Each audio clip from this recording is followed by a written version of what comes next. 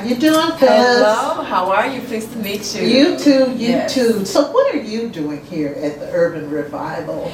Well, if we got time, I'll tell you how it just kind of happened. Just tell us. I was having lunch up the street, actually right across the street, earlier this summer with a friend, and I saw David walking.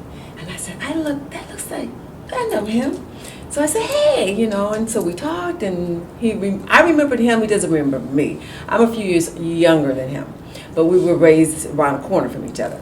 And I hadn't seen him for a while. So I told him what I was doing. And I was telling him about the international community, a growing community that we have here in Flint, and how we're trying to integrate and interact with them to help reshape, restructure, reinvent, reposition Flint. And so he said, you know what? I'm putting together a symposium in October. I got to talk to you. So that was back in May. And then I ran into him again about a month or two upstairs. He was having some meetings, planning meetings for this symposium. And he said, again, you know what, let's talk. So we talked about a month ago. I told him about what we're trying to do with the international community. Now who is we? Well, we started out with myself, and then I partnered with a professor at the university, Michigan Flint. And they knew what I was trying to do. They knew what she's trying to do. They said, you guys need to get married and, put together this project together. So we have met, along with some other nonprofit organizations, on trying to reach out to that community. To the international community. To the international community. Right. Because right now it's very isolated. I mean, they're very to themselves. And we're looking at, bringing them in the fold in terms of being a part of the community at large. Okay. So that's, that's been our mission. And one of the things that we're finding is that they do want to be a part of the community at large. And they have some really good and interesting ideas and things to bring to the community to help Flint become a better community. Years ago, we had an international institute. And it was a place where immigrants could come and get their immigration papers and English second language and any other social services that they needed. It was also a place where Flint residents would go to interface with people from other parts of the world. It was like a hub. And it went under. For some reason, it lost its mission, lost funding, and at the time, there weren't many immigrants coming to Flint. Right. So it kind of lost its mission.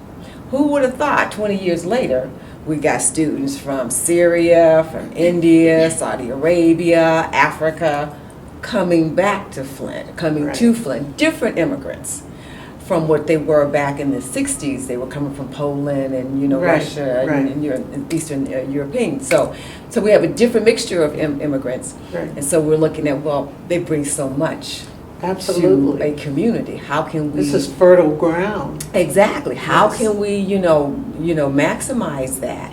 And so that's the whole intent for this new organization that we've founded. Does it have a name? It's the Flint Center for International Cooperation. Oh, that's a wonderful name. Yeah. What do you think of the current situation that's going on in Flint and with the international focus that's been on Flint? Well, that was the other thing too about, the international focus, of course, with the water, and before the water it was crime.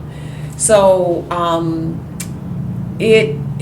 that's even played itself out in terms of the water situation. For an example, there's a segment of the community that live in Flint that are immigrants that didn't know about the water situation.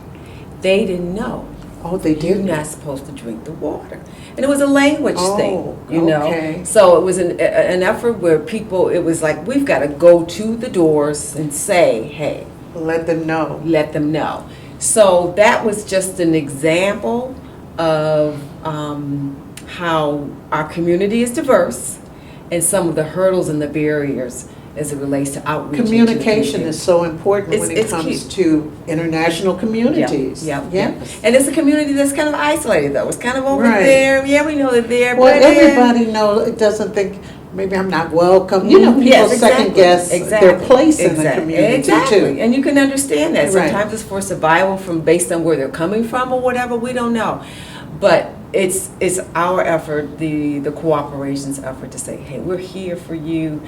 let's do this together. Wow, that's Yeah. so wonderful. It's so necessary It's also. so necessary because there's no one else really coming to the city. There's not an influx of people moving back to Flint. The people that are coming to Flint are immigrants. Wow, Yeah, that's something a that's lot of people didn't know. They don't know that. That's the growing population that's coming to Flint, whereas everybody else is leaving Flint. Well, Flint used to have a motto that David told me about this. It was cars go out and money comes in. Do you think there's a motto that deals with Flint now? Is there any kind of motto, or what is the model for Flint right now? I don't know if there is one right now, and I think that's why we're so committed to helping establish a motto. I think of Flint, I say we're in transition. Absolutely. We're in transition. There's a Absolutely. whole lot of stuff going on. What would you like to see 5 years from now? I would like to see Flint be a multicultural, diverse, vibrant, international community. Hub. It could be a hub. A Yes. hub. Oh, yes, A hub. yes. I'd like to see us bring back the concept of sister cities. Yes. And Oh, with that's some of great. the immigrants that are here, how we can establish ties to their homelands and have a cross-cultural, exchange of Absolutely. communities Absolutely. that could bring about more entrepreneurship. Absolutely. The students that have come here, the students that are U of M and Kettering, one of the things that we found out that in the focus groups was that they were shocked at how ignorant people were about people, from Flint residents, about people from other parts of the world. They go out and just some of the comments that, kids, particularly young, and some adults, made about people from other parts of the country. And they said, what we would love to be able to go into the schools and talk about our culture, our country, and just inform them what it's really like versus what they see on television. Absolutely. How we can really educate them. And it's like, if you don't have the money to travel, then at least you can be exposed by way of interacting with people face to face. Absolutely. And there's so many things because there's some diverse communities down near Detroit. Southfield was kind of diverse. I mean, different groups. Oak Park, I live in Oak Park, which is a small city, but it has so many different groups in it. And we get together with ethnic festivals and all of this. Let me taste your food, you can taste mine. Right. And it encourages conversation too. And that, I believe, is so very, very important. How do you think Flint can, well, I guess you kind of said that, how people can take advantage of the world is looking right now. Right, so what all else, anything else you see that Flint can do to expand this notoriety? Or because I'll tell you what it is. When I was coming up, Detroit had a riot. Yeah, I remember. And I happened to go out of town. I was a teenager. I go out of town, and the news media made it seem like all of Detroit had burned down and everybody had lost all hope and all this stuff. So you have to kind of counteract what the news media does sometimes, because when we look at Flint through the news, we don't see the happiest of stories. But people have not lost hope. Right. And that's what some of the news media has made us see, that some people had lost hope. Right. All hope was lost. Right. And so you spend your life trying to counteract that. So what else do you think Flint can do to use its notoriety right now? Well, it's funny you talk about the riots. I just gotta say that because I remember the riots too, and I was young, but I remember thinking, oh no, they're gonna come to Flint. And then all that stuff, all that burning down. I remember being in bed thinking, oh no, we're next. But talk about the media. Yeah. But what we can do to overcome this and to catapult this attention that Flint is undergoing, I think is kind of these things that we're doing today. Yes. And in injecting this energy into the city by this platform. Some of the work that some of the groups and people that you've already talked to, by what they're doing. And to really keep it going, because like I said, I think we're in transition. We are in a great position to reposition Flint to overcome this Absolutely. this negative information that's been out, and to really reinvent our city. Right, you're not the first person who said that today, because right now, there's no place to go but up. Yes, yes. So, Yes, I yes. think that this is Yes. fantastic. I see a lot happening in the future for Flint, because there's so many young entrepreneurs. Yes, yes. And these kids, That's what- I they're am blown amazing. away. I They am are blown amazing. away. Well, just take this, and this is what I hope to see.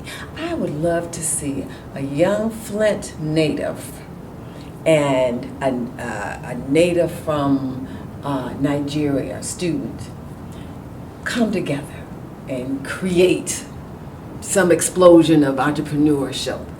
Can you imagine, the impact that could have here and on the other side of the Atlantic? Right, and get that sister And city. get that sister going- city stuff going. and make Flint like a model on that level, on an international level, because it's possible.